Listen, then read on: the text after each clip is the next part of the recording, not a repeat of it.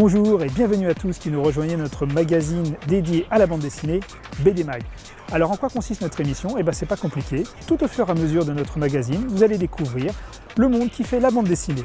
Les auteurs, les dessinateurs, les coloristes et parfois même les éditeurs. Je vous en dis pas plus. Dans notre émission, il y aura aussi différentes chroniques, comme le top 5, les ventes de meilleurs albums de bande dessinée, les sorties du mois ou du moment, l'interview exclusive d'un auteur qui fait l'actualité du moment. Et pour finir, nous aurons aussi des reportages sur comment fonctionne telle ou telle chose, comme par exemple un imprimeur ou encore comment un dessinateur crée un album de bande dessinée. Donc tout ça, ça vous paraît un peu flou, c'est pour ça qu'il faut suivre notre émission. Donc on ne perd plus de temps et on regarde ce qui est au menu du jour. C'est parti! Au sommaire aujourd'hui de notre magazine BD Mag, les sorties d'albums BD, Manolo Santis, un éditeur innovant, l'interview de Jules et son album Silex and the City 2, et pour finir, le classement des meilleures ventes d'albums du mois. Nouveau trio. Pour le 4e tome des nouvelles aventures de Lucky Luke, HD est servi par un magistral scénario de Pénac et Benacquista. Les petits et les grands seront ravis de retrouver leur héros favori. Urasawa, plus fort que jamais dans le tome 5 de Pluto, plein de surprises vous attendent, alors foncez! Enfin le voilà, le tout attendu 4e volume de Black Sad. Notre privé préféré nous revient dans de nouvelles aventures, plus déterminé que jamais. À ne pas rater. Christophe Arleston et Adrien Floch remettent le couvert avec le 8e volume des Naufragés d'Ithaque, le miroir des mensonges. Comme toujours, suspense, mystère et aventure sont au rendez-vous. Notre coup de cœur, Alexandre Barbucci, à qui l'on doit entre autres Skydoll, se lance cette fois un nouveau défi. Réaliser un manga. Chose est la surprise de taille, tout comme un album classique, mais très vite la BD passe de la couleur au noir et blanc, qui caractérise le manga. Mise en page soignée, dessin dynamique, on n'en perd pas une miette. L'histoire commence simplement, Chosp est le fils de 2 splendides acteurs, mais lui est horriblement moche, dans cet univers où tout est glamour, beauté et luxe. Lui ne rêve que d'une chose, donner le pouvoir aux moches. Nous on a adoré, on ne vous en dit pas plus. C'est juste notre coup de cœur.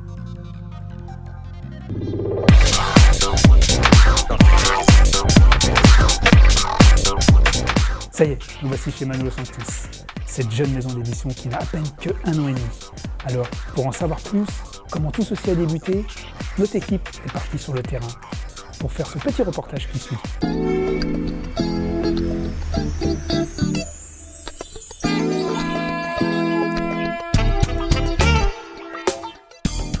Créée en 2009, Manolo Santis est une maison d'édition participative spécialisée dans la BD. Cette jeune société s'adresse à la fois aux internautes fous de BD, mais aussi aux nouveaux talents qui rêvent de se faire éditer.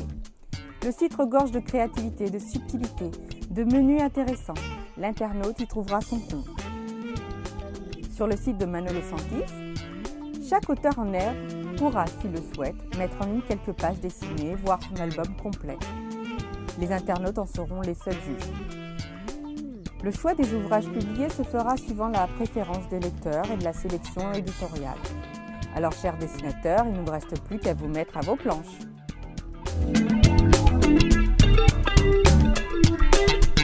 Donc après ce petit reportage, Arnaud Bauer, cofondateur de Manolo Santis, nous a fait le plaisir de nous rejoindre. Bonjour Arnaud. Bonjour. Bonjour. Donc première question qu'on se pose, comment vous est venue cette idée de créer Manolo Santis? Alors, c'est venu de plusieurs choses à la fois. Déjà, premier constat, c'est que c'était pas évident quand tu es un jeune dessinateur de pouvoir diffuser librement tes créations sur le web. Il y a des blogs, il y a quelques plateformes qui étaient plus ou moins adaptées, mais il n'y avait pas vraiment de plateforme référence qui était une sorte de YouTube de la BD. Voilà, en gros, c'était l'idée de départ. Et à côté de ça, on s'est dit pourquoi ne pas aller un cran plus loin avec Manolo Santis, puisqu'on s'est rendu compte que les internautes adoraient participer, les internautes aimaient bien donner leur avis, notamment sur les blogs d'auteurs, et que c'était vraiment dans la mouvance d'aujourd'hui de faire de la production de contenu avec la participation des internautes. Et c'est comme ça, petit à petit, que ces constats-là ont mené au concept à Manolo Santis tel qu'il est aujourd'hui. D'accord, donc on a pu voir que depuis quelques temps, vous avez sorti des albums. Oui. format papier. Vous vous lancez donc sur ce créneau qui est nouveau pour vous? Alors non, l'idée de départ, c'était vraiment d'être une maison d'édition à part entière dès le début, c'est-à-dire on voulait vraiment faire cohabiter le web et le papier, c'était vraiment les origines. Alors effectivement, la partie web a été plus rapide à mettre en place que la partie papier, parce que c'est toujours beaucoup plus long, il y a toute une chaîne de fabrication, une chaîne de distribution à mettre en place, mais effectivement, depuis le 3 juin dernier, nos premiers albums sont en librairie. D'accord, donc comme on a pu le voir sur le reportage précédemment, donc les auteurs mettent en ligne leurs albums de bande dessinée. Comment se fait la sélection au point de vue de votre maison d'édition? On combine vraiment les préférences des internautes et nos convictions éditoriales. On ne voulait pas d'un modèle trop délégué aux internautes, non pas qu'ils n'ont pas raison, mais en tout cas on voulait quand même conserver une identité éditoriale propre, mais on fait vraiment cohabiter et les internautes et notre conviction éditoriale. D'accord. Donc là, vous avez peut-être un dessinateur phare qui est très présent chez vous, que vous aimez. Donc on peut jeter un petit coup d'œil sur Thomas Gilbert, qui a réalisé le Oklahoma Boy. Oklahoma Boy, qui était l'un des premiers titres qu'on a sortis chez Manolo Sanctis. Thomas, c'est quelqu'un qui nous a fait confiance dès le début, qui est venu s'inscrire très très tôt sur le site, alors même que c'était encore un petit peu le chantier. Enfin, faut bien le dire, les débuts sont toujours un petit peu chaotiques. Donc Thomas nous a fait confiance dès le début, et Thomas, c'est quelqu'un qui est vraiment extrêmement talentueux. Donc il a réalisé Oklahoma Boy en solo chez nous. Il est également dans Fantasme, le premier collectif, et dans 13 mètres 28, le deuxième collectif. Et devant le succès d'Oklahoma Boy, il est en train de préparer la suite qui sortira pour le prochain festival d'Angoulême qui s'appellera Iron and Flesh. Alors vous pouvez nous expliquer un petit peu ce qu'est 13 minutes 28, ces histoires d'albums collectifs, c'est-à-dire ça réunit ensemble plusieurs dessinateurs qui ont été choisis aussi pareil sur la toile, via votre site? Tout à fait. Là on se sert de la plateforme cette fois-ci pour arriver à faire travailler les gens ensemble. Internet, c'est un super outil pour arriver à faire travailler des créateurs ensemble. Et donc l'idée de ces collectifs, que ce soit Fantasme ou 13 mètres 28, c'est de proposer une thématique générale sur laquelle les auteurs, avec un format contraint, vont devoir s'exprimer et de sélectionner, de les faire travailler ensemble. Combien de pages sélectionner. C'est 8 pages. 8 pages chacun. Oui, tout à fait. Et pour 13 mètres 28 en particulier, donc 13 mètres 28, ça a été parrainé par Raphaël B, qui est un auteur qui commence à être assez renommé, qui a été édité notamment chez Ankama.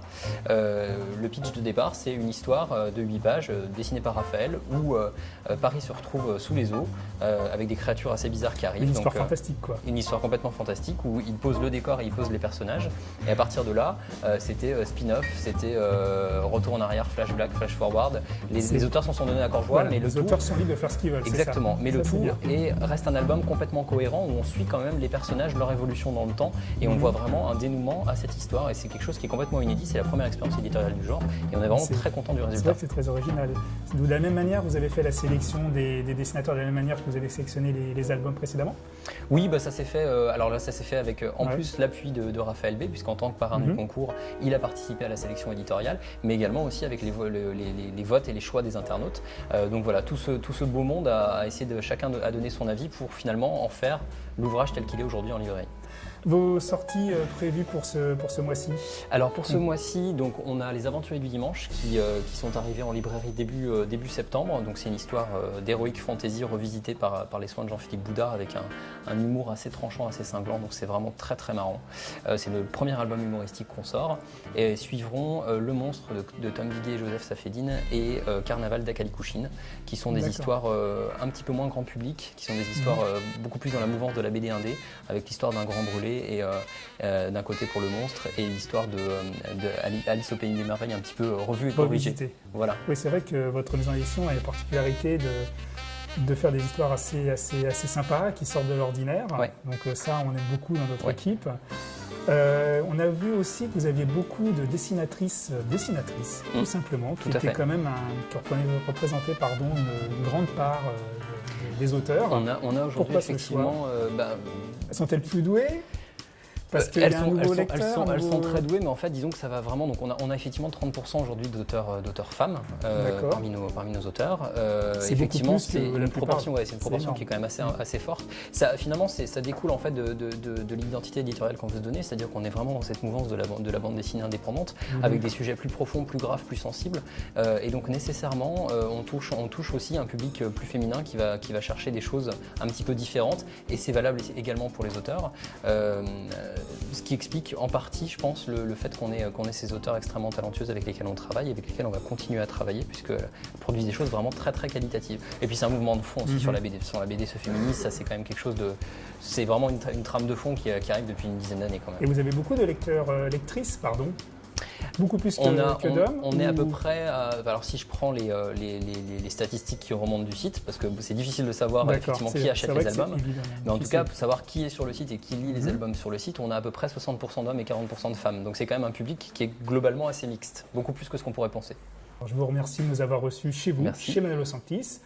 Donc je rappelle à nos téléspectateurs que vous pouvez retrouver en ligne Manolo Santis, donc sur www.manolosantis.com.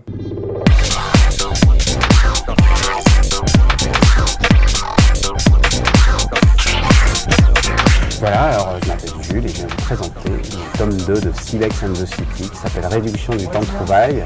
C'est l'histoire d'une famille, un petit peu comme les Simpsons en peau de bête, qui va essayer de convertir ses contemporains à la modernité. Alors c'est une façon un petit peu de transposer plein de thématiques d'aujourd'hui, contemporaines, mais à la sauce des cavernes.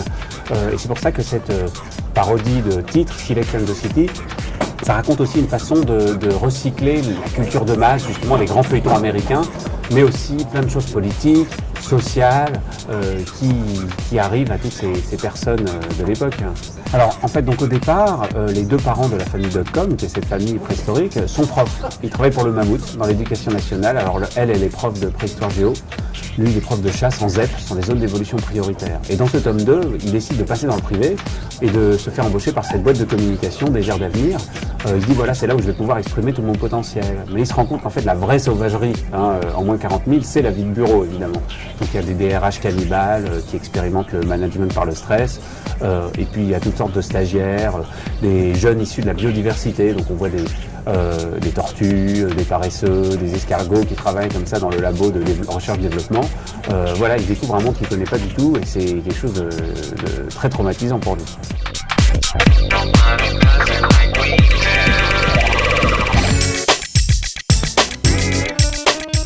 Notre top 5, Lucky Luke contre Pinkerton, prend la première place.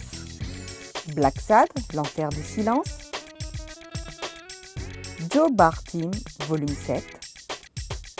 Les tuniques bleues, tome 54. Miss Walker.